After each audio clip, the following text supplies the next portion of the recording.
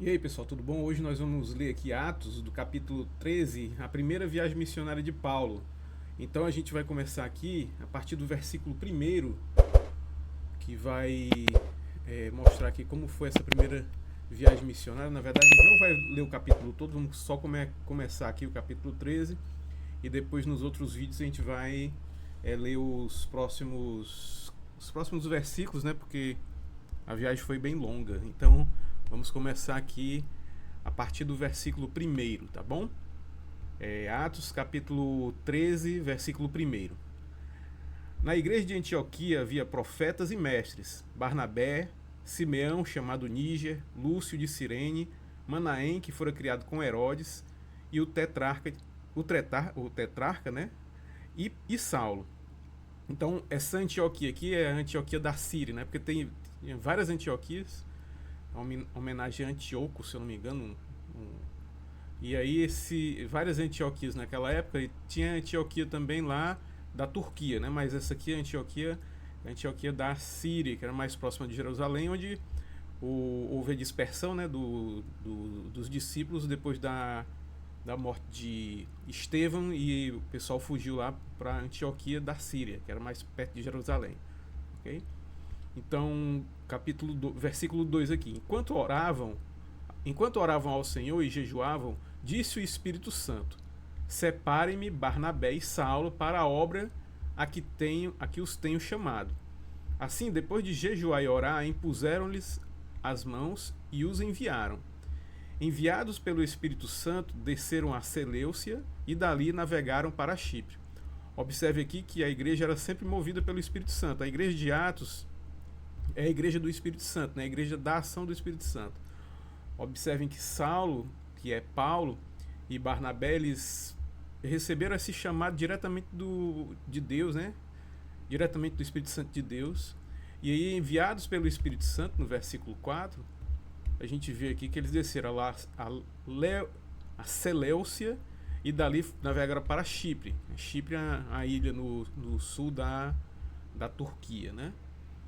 Chegando em Salamina, proclamaram a palavra de Deus nas sinagogas judaicas. João estava com eles como auxiliar. João, aquele João Marcos, né? Viajaram por toda a ilha até que chegaram a Pafos. Ali encontraram um judeu chamado Bar-Jesus, que praticava magia e era um falso profeta. Olha só, esse Bar-Jesus aqui era um falso profeta, praticava magia, né? E eles encontraram esse cidadão aqui na ilha de Pafos. Esse rapaz, aqui no versículo 7, continua aqui a explicação, ele era assessor do procônsul Sérgio Paulo. O procônsul, sendo homem culto, mandou chamar Barnabé e Saulo porque queria ouvir a palavra de Deus. Interessante aqui que, apesar de ele ter esse rapaz como assessor, né, esse Bar Jesus aqui como assessor, que era conhecido como um falso profeta, conhecido como fazia magia, mesmo assim o procônsul ele manda chamar o Barnabé e o Saulo para querer ouvir a palavra de Deus, né? Mas Elimas, o mágico, que esse é o significado do seu nome, opôs-se a eles e tentava desviar a fé do procônsul. Então o procônsul querendo ouvir a palavra de Deus, e esse Elimas, né, que era o assessor do procônsul, lá, esse Bar Jesus, ele estava tentando desviar a palavra, é, tentando desviar, né, a fé do procônsul. Então Saulo, também chamado de Paulo, e aqui fica bem explícito, né, que é Paulo, Saulo, também chamado de Paulo, cheio do Espírito Santo, ou seja, cheio da autoridade do Espírito Santo, olhou firmemente para Elimas e disse: olha só as palavras que Paulo disse para Elimas, né? Filho do diabo, inimigo de tudo que é justo, você está cheio de toda espécie de engano e maldade. Quando é que vai parar de perverter os retos caminhos do Senhor? Quando é que vai parar de perverter os retos caminhos do Senhor? Saiba agora que a mão do Senhor está contra você e você ficará cego e incapaz de ver a luz do sol durante algum tempo. Então aqui mostra a intimidade que Paulo tinha com o próprio Espírito Santo, né? Cheio do Espírito Santo, cheio do poder do Espírito Santo, ele fala assim de forma bem firme com esse rapaz, esse Elimas, dizendo que ele estava cheio de toda espécie de engano e maldade, chamando esse Elimas até mesmo de filho do diabo e inimigo de tudo que é justo. E aí ele, no versículo 11, ele afirma, né? Saiba que agora a mão do Senhor está contra você e você ficará cego e incapaz de ver a luz do sol durante algum tempo. Imediatamente vieram sobre ele névoa e escuridão. E ele, tateando, procurava quem o guiasse pela mão.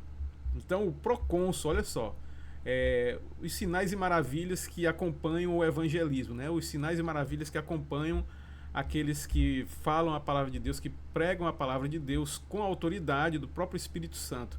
Porque o procônsul, no versículo 12, o procônsul, vendo o que havia acontecido, creu, profundamente impressionado com o ensino do Senhor. Então o procônsul, né, que estava na dúvida lá e querendo ouvir a palavra de Deus, as boas novas de Jesus, carregadas por Paulo e Barnabé, que eles estavam nessa viagem missionária, e cheios do Espírito Santo, o procônsul estava querendo saber, né? Querendo conhecer mais da mensagem do Evangelho, das boas novas de Jesus Cristo. Ok? Então o procônsul, vendo o que havia acontecido, creu, profundamente impressionado com o ensino do Senhor. De Pafos, Paulo e seus companheiros navegaram para Perge, na Panfilha. João os deixou e ali voltou para Jerusalém. Então vamos parar nesse versículo 13, né, nessa primeira viagem missionária, e no próximo vídeo a gente fala aqui a partir do 13, né? Porque eles continuaram aqui nessa primeira viagem missionária, tá bom? Então é isso. Então pelo vídeo de hoje é só. Mais uma vez eu peço aí que vocês se inscrevam no canal, né? Ok? Se inscrevam no canal, apertem o sininho, compartilhem o vídeo, deixem os seus comentários também. E aí nós vamos agora começar como se fosse realmente a segunda parte de Atos, né? A partir do versículo 13 aqui a gente vai ver o ministério de Paulo, né? Paulo que escreveu as cartas lá, as cartas para Roma, né? Para a igreja de Roma, para a igreja de Éfeso, assim, o grande evangelista para os gentios, tá bom? Vamos então iniciar aqui a partir de Atos 13 essa leitura e esse estudo aí do ministério de Paulo no livro de Atos, ok? Pois mais uma vez, pelo vídeo de hoje é só, um abraço e fiquem com Deus. Até mais.